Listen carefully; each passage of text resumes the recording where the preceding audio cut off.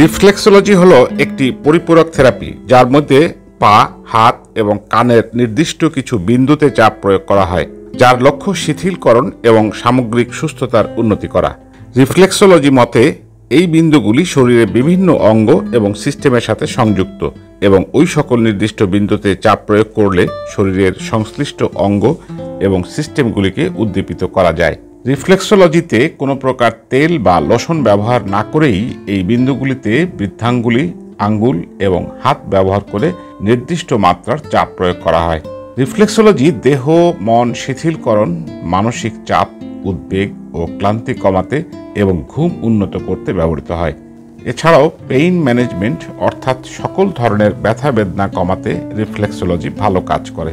Reflexology একটি সম্পূর্ণ নিরাপদ বিকল্প চিকিৎসা পদ্ধতি বলে বিবেচিত হয়, তবে এক্ষেত্রে অবশ্যই একজন প্রশিক্ষিত এবং দক্ষ রিফ্লেক্সোলজিস্টের নিকট আপনাকে সেবাটি গ্রহণ করতে হবে। দেশ হেলথ সেন্টারে প্রশিক্ষিত ও অভিজ্ঞ চিকিৎসকের তত্ত্বাবধানে রিফ্লেক্সোলজি সেবা প্রদান করা হয়।